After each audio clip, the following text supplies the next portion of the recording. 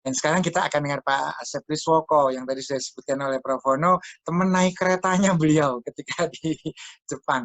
Pak Asep ini menggawangi saat ini bioindustri, dan kita tidak bisa melepaskan peran teknologi hayati dengan fungsi-fungsi yang tadi sudah saya sebutkan di depan. Ada fungsi katalis, ada fungsi fertilizer, ada fungsi yang juga disebutkan oleh Pak Ardaning, Pak Dudi, dan Pak Iqbal, bahwa ini semua saling terkait. Dan kita ingin lihat sebenarnya apa saja yang sudah inovasi dan hasil riset teknologi apa yang kira-kira sudah dapat digunakan gitu oleh masyarakat yang dihasilkan oleh teman-teman di bioindustri. Mangga Pak Asep, waktu dan tempat dipersilakan, Pak. Terima kasih sekali loh Pak Hardaning dan tadi para narasumber yang lain. Silakan Pak Asep. Ya, betul nuhun Pak Dr. Tauhid, Pak Ustadz, benar-benar sahabat saya dalam perjuangan kita bersama-sama. Sudah kita melakukan kolaborasi ya Pak Dr. Tauhid, sehingga alhamdulillah ya minimal BPPT jadi semakin dikenal masyarakat melalui hasil-hasil inovasi untuk mengatasi COVID-19. Yang saya hormati juga Prof. Suwono, Pak Daning, Pak Dudi, Pak Agung Eru, serta Bapak Ibu hadirin yang saya hormati yang tidak bisa saya sebutkan satu persatu. Izinkan saya untuk sedikit sharing. Sebenarnya ini bukan bukan paparannya Pak Dr. Tauhid ya, mungkin lebih sedikit untuk sharing dan mengajak untuk lebih bagaimana kita bersama-sama melihat dan memanfaatkan sebenarnya potensi yang ada di kita sehingga kita sama-sama untuk bisa mengatasi pandemi yang saat ini berlangsung. Tadi dari awal sudah kita dengarkan juga paparan dari Pak Prof. Suwono yang memang beliau itu betul-betul sahabat waktu sejak dulu di Tokyo dulu ya, kita memang belajar bersama-sama dari nol lah gitu ya, sehingga alhamdulillah banyak hal-hal yang bisa kita gerakan untuk kepada kepentingan masyarakat. Tadi juga disampaikan Pak Dudi bahwa memang kondisi kita pandemi yang menyebabkan dampak-dampak yang cukup signifikan di masyarakat dan juga di usaha-usaha pertanian dan sebagainya, yang mana memang itu menjadi konsekuensi kita semuanya untuk bisa saling bertukar pikiran, mencari bentuk yang bisa kita kita kolaborasikan untuk mengatasi pandemi ini. Mohon izin Pak Dokter, saya akan share bahan paparan. Ya, jadi bahan paparan saya ini memang mungkin tidak seheboh yang tadi Pak Dr. Dudi maupun Pak Pak Daning sampaikan gitu ya. Jadi ini sedikit saja mungkin sebagai pancingan dari saya. Kira-kira sudah tampil belum ya? Sudah tampil belum Pak? Belum Pak. Oh belum ya? Belum terlihat Pak. Atau mau ditampilkan panitia Pak? Tapi dari Pak Asep juga bisa Pak langsung. Ini saya share, mohon maaf. Siap. Bisa. Lupa tadi belum mencet share-nya Pak. Pak gugup Pak, karena ini banyak toko-toko dan luar biasa hebat-hebat, jadi saya mudah-mudahan bisa sedikit sharing aja buat teman-teman semuanya gitu ya. Jadi pertama saya Asep Priswoko, saya alhamdulillah memang saat ini ditugaskan untuk menjalankan misi mengembangkan bioindustri Pak. Jadi sebagai bagian dari kontribusi kita, mudah-mudahan ini bisa memberikan inspirasi kepada kita semuanya. Jadi paparan saya singkat saja, mungkin tidak terlalu panjang lebar Pak. Yang penting saya ingin mendorong kepada kita semuanya untuk lebih melihat ternyata memang kita punya harta karun yang luar biasa Pak. Betul Pak. Kita lupa ya bahwa kita sebenarnya negara yang sangat kaya raya gitu ya. Kita tidak cuma punya nikel, punya timah dan lain-lain, tapi kita juga punya sumber daya hayati yang sangat-sangat kaya sekali. Dan ini saya ingin sedikit memberikan dorongan buat kita semuanya agar sekaranglah waktunya untuk melihat berapa besar potensi yang ada untuk kita bisa manfaatkan. Terutama kita harus melihat kepada kemampuan dari keekonomian kita yang tentunya tidak bisa lagi mengandalkan kepada jual beli yang seperti sebelum-sebelumnya. Kita harus lebih kreatif, kita harus lebih inovatif, memanfaatkan apa yang kita miliki. Dan kemudian mudah-mudahan nanti bisa memberikan akses kepada masyarakat semuanya bagaimana kita berkolaborasi ke depan. Ya, jadi ini sebagai pancingan awal aja. Jadi ini memang kalau kita melihat kekayaan negara kita itu kan dari dulu kita istilahnya lagu mau nanam tongkat aja bisa jadi makanan gitu ya. Istilahnya kolam susu, jadi istilahnya udah apapun juga betul-betul sebenarnya menjadi kekayaan kita. Cuma sayang sekali dari kajian yang dilakukan Kemenko Perekonomian, komoditas yang ada di kita mungkin mencapai 300 triliun itu hanya sebatas diperjualbelikan. Mungkin hanya sampai ke budidaya, pemuliaan gitu ya. Sampai kemudian komoditas itu diperjualbelikan dan ya masih sebenarnya punya nilai lebih untuk bisa ditambahkan nilai tambah. Nah, nilai 300 triliun itu memang bukan nilai yang kecil, tapi dari jumlah komoditas yang ada itu mungkin baru sekitar 3% ya yang sudah dijadikan sebagai produk-produk industri yang lebih bernilai tambah tinggi. Nah, itulah tantangan kita semuanya. Bagaimana kita sekarang melihat potensi itu menjadi sumber perekonomian kita yang baru.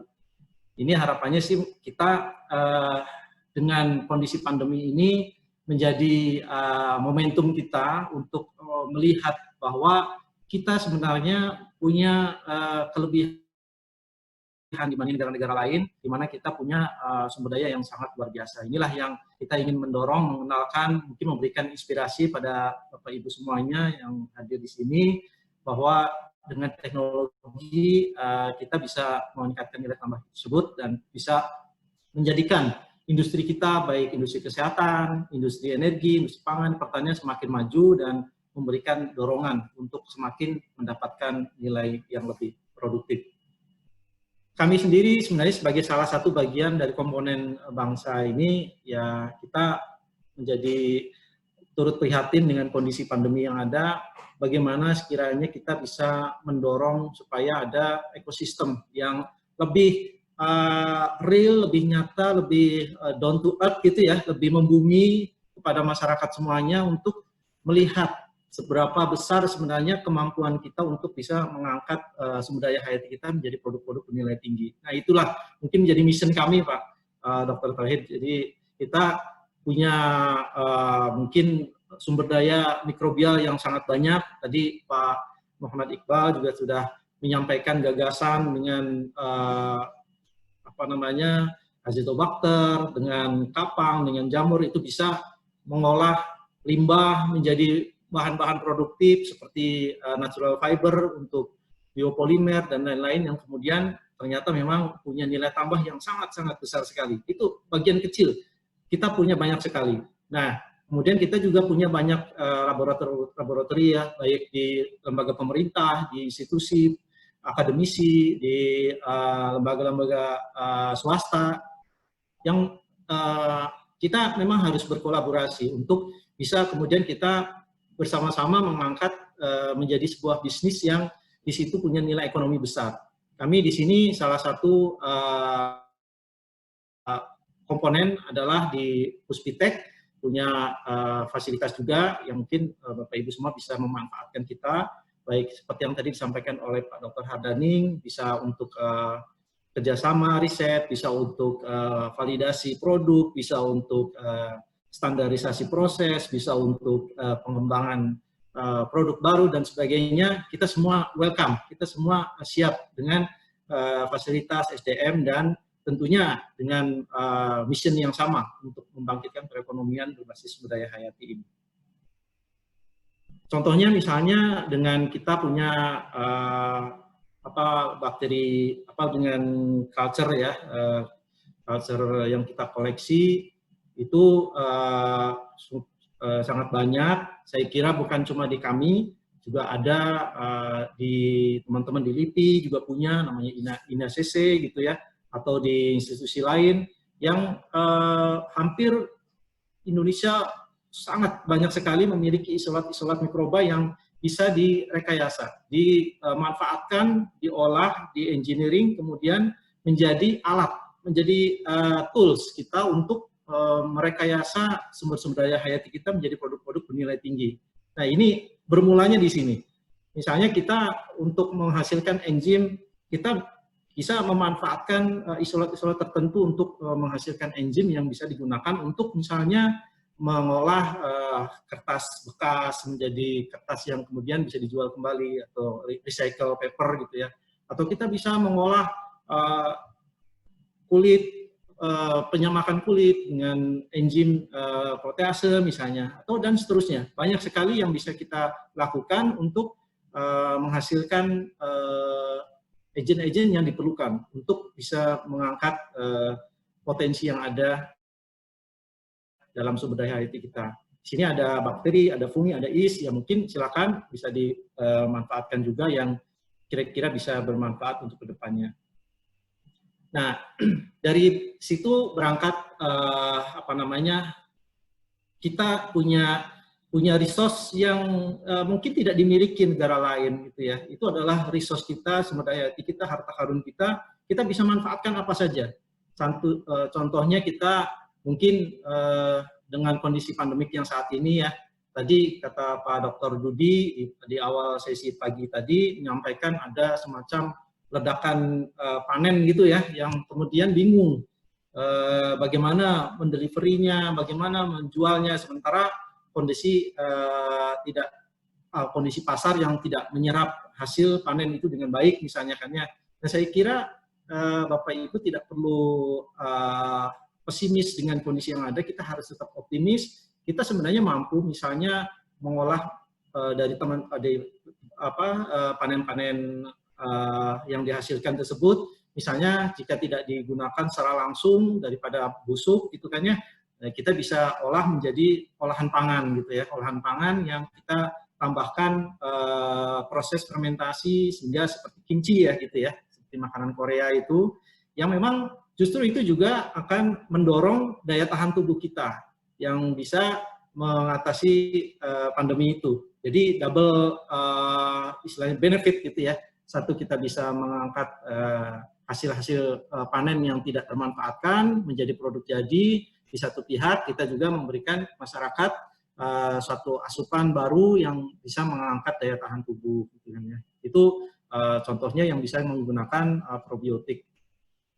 Probiotik lain yang bisa dimanfaatkan, misalnya tadi kalau kita bicara di pertanian, mungkin kalau bicara di peternakan gitu ya, selagi kita banyak memanen susu dari sapi gitu ya, mungkin juga sebagian bisa kita proses gitu kan, untuk mendorong nilai tambah daripada susu.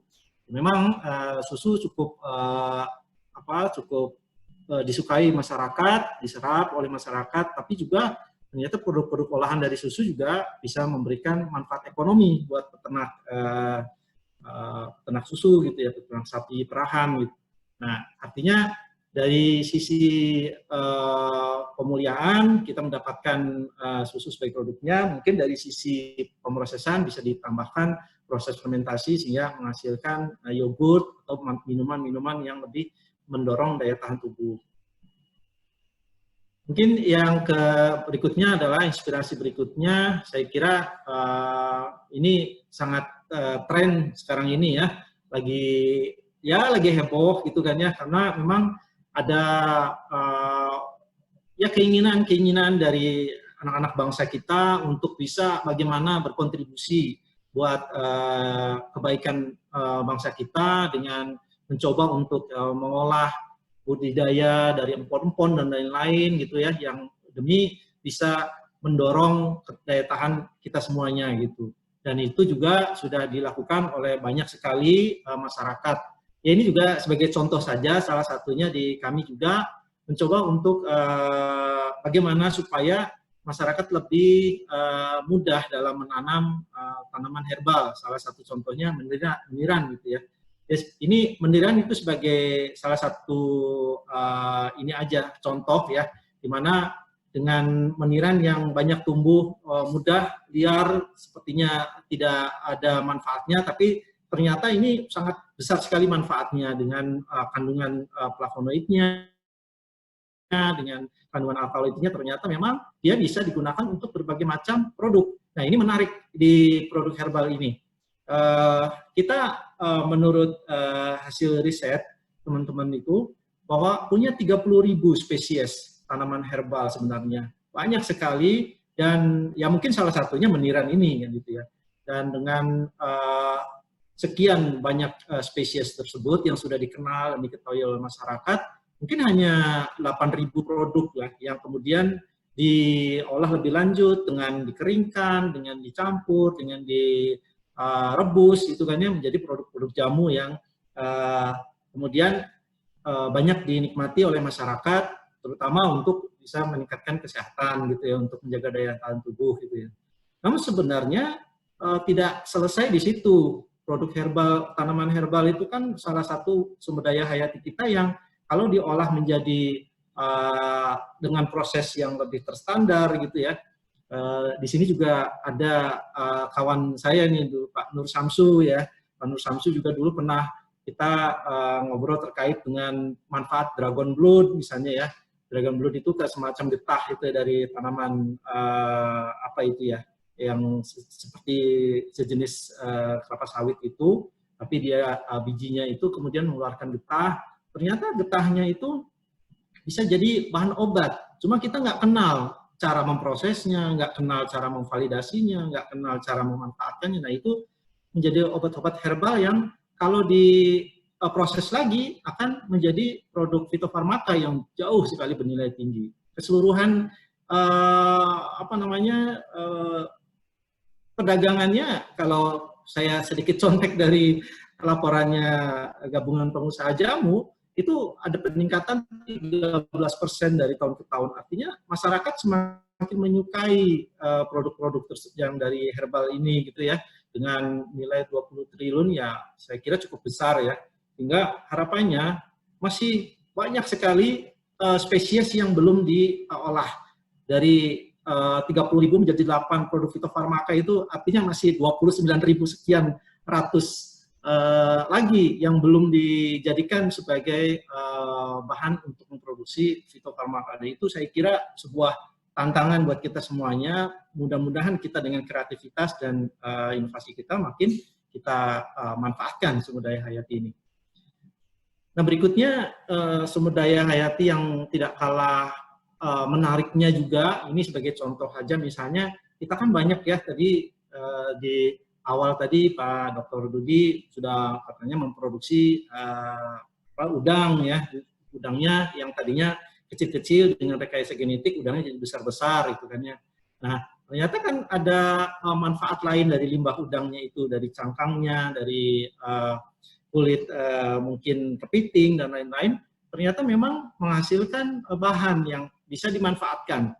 Bahannya itu yang contohnya adalah dari proses pengeringan, kemudian diambil kitinnya, kemudian diasetilasi menjadi kitosan.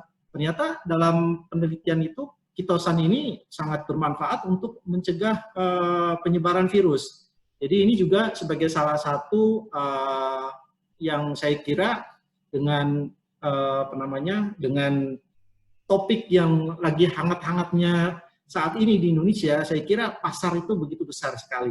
Ini sengaja saya ambil beberapa contoh-contoh yang hasil riset kami yang seputar dengan situasi pandemik saat ini saja gitu ya. Masih banyak sebenarnya yang bisa kita manfaatkan. Tapi ini salah satu contoh. Di mana baru-baru ini kan kita heboh, ternyata penularan virus tidak hanya melalui sentuhan kulit, tangan, kemudian masuk ke mulut, hidung, mata, tapi juga ternyata diakui oleh WHO menyebar juga melalui udara itu. Ya, mudah-mudahan kita semuanya dilindungi Allah Subhanahu wa taala, kita senantiasa menghirup udara yang bersih dan steril dari virus, tapi kita juga harus ikhtiar. Nah, upaya ini tentunya menimbulkan permintaan. Nah, permintaan ini salah satunya adalah filter udara misalnya. Nah, filter udara ternyata bisa dibuat dengan kitosan ini gitu. Dan ya ini yang sangat murah, itu efektif, tidak pakai tenaga atau listrik yang besar, cukup dengan mengcoating kitosan itu pada saluran ventilasi udara, kemudian kita akan bisa menghirup udara yang bersih dari virus ini. Yaitu salah satu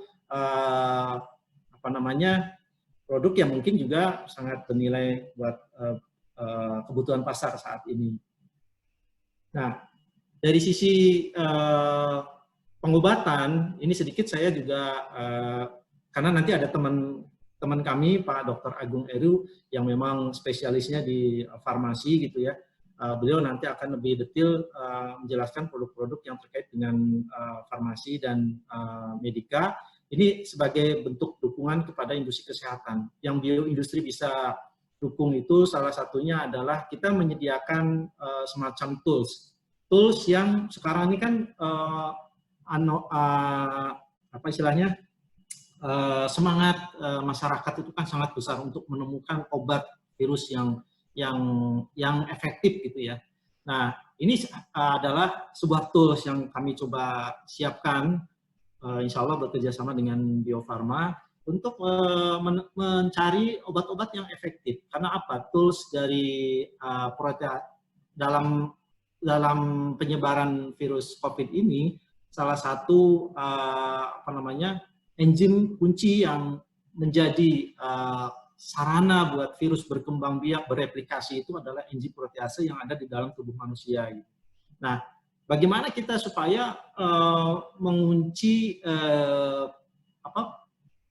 proses replikasi itu sehingga virus yang sudah terlanjur masuk ke dalam tubuh kita itu tidak berkembang biak, gitu kan berarti butuh ada upaya-upaya untuk mencari obat yang sesuai. Nah, sebelum kita berbicara tentang obatnya, ya kita sediakan sebuah tools untuk menjadi media, untuk menjadi istilahnya simulasi kita, apakah obat itu efektif nantinya dipakai di tubuh manusia, yaitu dengan menyiapkan model protease yang di situ kita akan katakanlah misalnya hasil pemanfaatan coconut oil gitu ya, virgin coconut oil. Itu kan disinyalir banyaklah temuan-temuan bahwa itu memberikan manfaat untuk mencegah virus gitu kan ya. Nah, kita coba misalnya dengan memperkaya zat aktif yang di dalam VCO tadi, misalnya polifenolnya, nanti polifenolnya itu diujikan dengan model protease ini. Kalau model protease ini ternyata bisa dihambat, bisa diatasi dengan polifenol yang ada di VCO, ya mudah-mudahan nanti dengan demikian itu menjadi langkah awal VCO itu menjadi bahan baku obat yang efektif misalnya, atau meniran, atau bahan-bahan yang lain. Nah, ini juga kita coba menjadi salah satu batu loncatan buat industri kesehatan untuk dapat menemukan obat dengan lebih cepat. Nah, terkait dengan obat, tentunya ya itu kan kalau misalnya sudah terjadi, katakanlah terinfeksi oleh virusnya gitu kan, ternyata yang membunuh itu kan bukan cuma karena virusnya, tapi juga dampak dari infeksi virusnya. Misalnya karena kita jadi terinfeksi dengan dengan terpapar oleh virus itu. Nah, untuk mencegah infeksi ini maka ya dibutuhkan banyak sekali antibiotik. Nah, negara kita ini ya entahlah konsumsinya sangat tinggi, mungkin 30 juta ton gitu ya, tapi hampir semuanya impor gitu kan.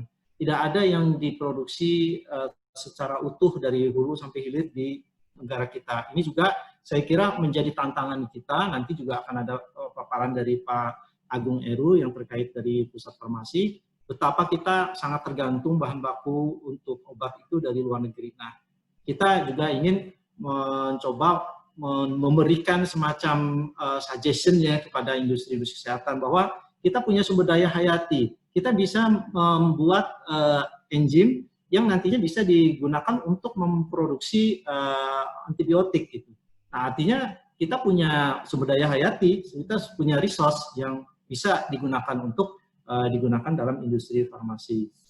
Ini salah satu yang saya sampaikan ini adalah produk yang digunakan untuk proses produksi amoksisilin. Mungkin nanti banyak sekali, ada berbagai macam antibiotik ontotropik lain yang Pak Dr. Tauhid yang tentunya lebih ahlinya, yang bisa di mana mungkin sumber daya hayati kita bisa dimanfaatkan. Nah, ini terkait dengan, oke lah, kita tadi berbicara sedih-sedih ya, tentang bagaimana kita supaya sehat, bagaimana kita supaya tercegah dari terkena paparan, lalu bagaimana kalau kita terpapar, kita segera cut off itu ya, replikasi virusnya, kemudian seandainya kita terpapar juga bagaimana kita dapat mengobati infeksi-infeksi yang terjadi. Nah sekarang kita sedikit mencoba untuk mencari suasana lain, suasana yang dalam artian kita sehat nih. Oke, sekarang dengan sehat ini kita manfaatkan waktu sehat itu dengan apa? Nah kita coba memberikan inspirasi kepada Bapak Ibu semuanya bahwa ternyata kita dengan kondisi katakanlah kita di tengah kesibukan sehari-hari, kita bisa memanfaatkan hobi kita dengan misalnya membuat semacam hidroponik gitu kan ya, atau ya istilahnya urban farming gitu ya mungkin ya Pak Dr. Rudi ya. Jadi dengan lahan yang sempit kita bisa manfaatkan untuk menumbuhkan berbagai macam tanaman sebagai hobi kita, senang melihat yang hijau-hijau, senang mendapatkan panen mungkin tomat atau apa yang kira-kira bisa dilakukan di halaman rumah kita yang sempit gitu kan ya. Nah ini dengan hobi itu ternyata sekarang menjadi tren ya, cukup besar gitu permintaan untuk bagaimana sih caranya untuk kita bisa melakukan hidroponik yang efektif gitu ya. Nah ini salah satu yang mungkin menjadi contoh saja gitu ya. Jadi sumber daya hayati kita itu ternyata kita bisa mendapatkan agen-agen penumbuh tanaman gitu ya.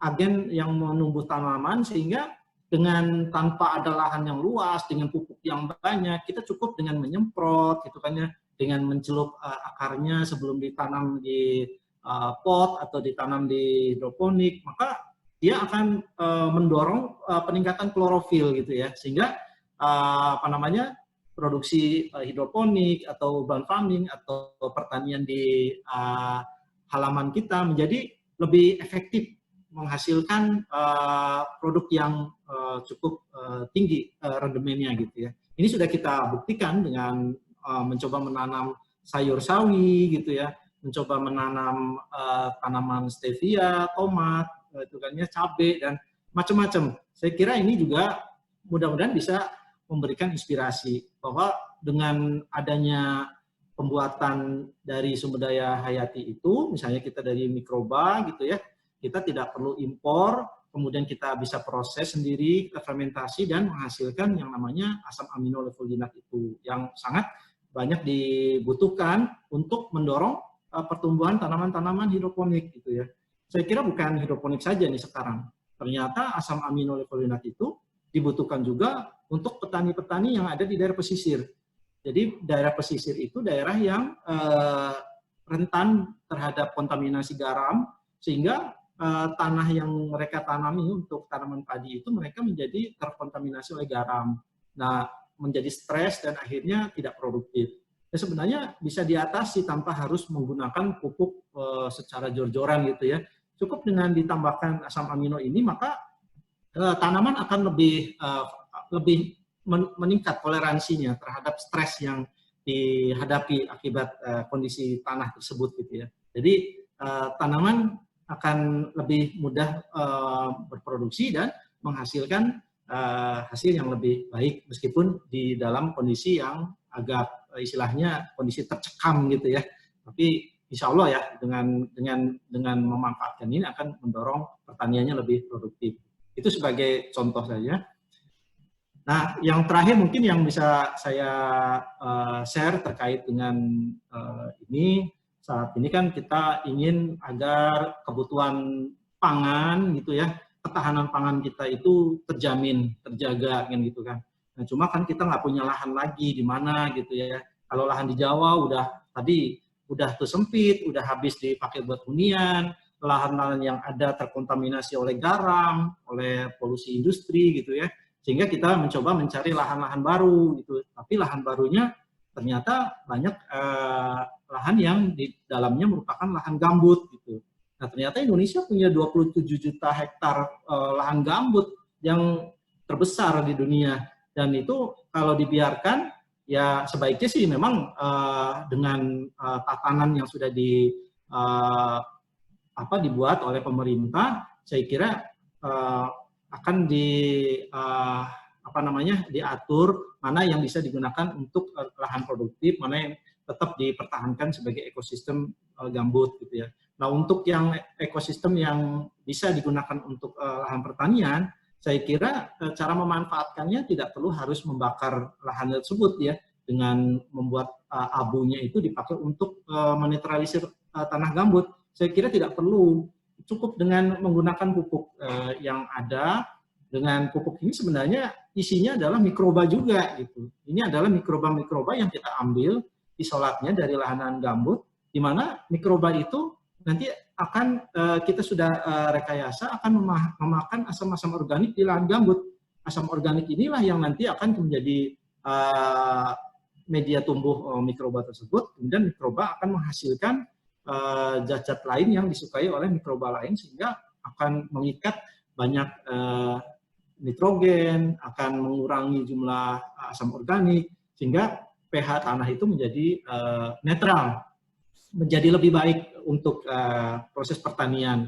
Ini sudah kita buktikan di daerah misalnya Pekanbaru gitu ya, dengan lahan gambut di sana, itu bisa menghasilkan tanaman jagung yang besar gitu. Kalau tidak ada proses pengolahan lahannya dengan pakai mikroba tersebut, lahannya kering, tandus, hingga proses membudidaya jagung tidak optimum. Tapi dengan kita berikan dulu lahannya itu waktu sejenak untuk diproses oleh mikroba, ya tentunya kita harus sabar ya, karena namanya mikroba kan, jadi tidak instan gitu. Tetap kita harus sabar, mungkin dalam sekali, 2 kali penyebaran, lahannya itu akan mulai terkondisikan lebih baik untuk tanaman, misalnya bisa untuk tanaman jagung, untuk tanaman buah-buahan, buah naga, atau juga untuk tanaman-tanaman buah nanas gitu ya. Itu sudah terbukti secara ekonomi berhasil ditingkatkan. Sehingga ya harapannya nanti ke depan untuk katakanlah menyediakan pakan ternak dari jagung, kita nggak usah rebutan jagung, karena jagungnya bisa diproduksi di lahan gambut, kemudian jagungnya nanti bisa diproses menjadi pakan ternak, pakan ternaknya jadi semakin gemuk, sehingga kita bisa swasembada daging sapi, tidak perlu harus impor dari Australia atau negara lainnya. Jadi kita bisa memenuhi kebutuhan itu, sekali lagi kepada pemanfaatan sumber daya hayati yang kita miliki. Itu semua bisa dilakukan dengan semangat dan komitmen bersama, kolaborasi bersama, saya yakin semuanya bisa tercapai. Baik, nah sekarang di slide terakhir, saya ingin menyampaikan, ya kami menyediakan diri sebagai salah satu bagian dari komunitas ilmiah di negara kita yang tercinta ini. Kita punya fasilitas, ini alamat kami ya, di Instagram ini, aduh, mungkin anak-anak muda sih udah terbiasa ya dengan alamat Instagram kami di sini, Facebooknya di sini gitu ya. Kemudian ada Twitter, ada YouTube, alamat website kami lengkap di sini. Silakan bisa dilihat apa yang bisa kita lakukan, dari mulai kita memberikan data pengujian ya, mungkin ada kebutuhan menguji ini itu gitu ya, kita bisa bantu. Kemudian kita juga bisa memberikan semacam analisis apa yang bisa dilakukan untuk mengembangkan produk-produk baru gitu ya. Kemudian kita sampai kepada membangun bioindustrinya itu sendiri. Kita punya fasilitas, punya SDM yang cukup kompeten gitu ya, insya Allah, sehingga kita bisa bersama-sama membangun bioindustri di negara kita yang tercinta ini. Demikian dari saya, Pak Dr. Tauhid. Ini ya kita ini istilahnya ya anak-anak bangsa kita yang sangat semangat untuk bisa membangun pemanfaatan sumber daya hayati kita ini. Insya Allah dengan kolaborasi bersama kita bisa. Demikian Pak, terima kasih. Amin, amin. Terima kasih banyak Pak Asep Riswoko. Satu penjelasan yang sangat komprehensif, dan yang sangat menarik tadi isolat mikrobanya udah banyak ya, macam-macam, sehingga bisa banyak sekali digunakan sebagai biokatalis yang bisa membantu berbagai proses di hilir. Dan kalau tadi saya lihat juga bahwa ternyata juga dari segi pupuk, dari segi molekul protease, dari segi pemuliaan tanaman obat, juga semua sudah masuk di dalam kategori bioindustri yang dikembangkan oleh teman-teman di Pusat Teknologi Bioindustri. Saya kira masih banyak sih ya, dan itu baru sebagian contoh yang disampaikan oleh Pak Asep. Jadi ada bioala, biopit gitu ya, yang tentu memerlukan, menurut saya, sekali lagi ini memerlukan kemitraan, memerlukan sinergitas dan kolaborasi. Dan tadi juga sudah ada tuh Pak Asep di chatnya bertanya, ini supaya berkesinambungan